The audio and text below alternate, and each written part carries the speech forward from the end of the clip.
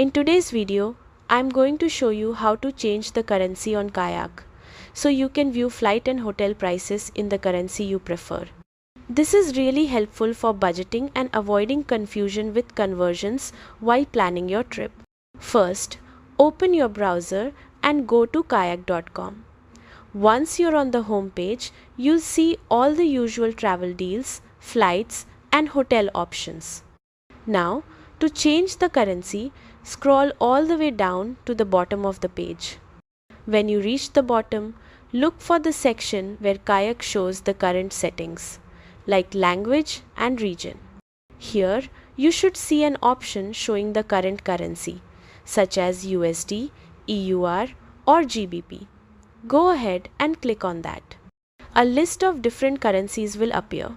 Simply scroll through the list and select the currency you want to use.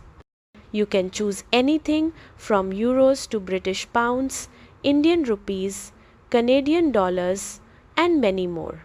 As soon as you select your preferred currency, Kayak will automatically refresh the prices across the site.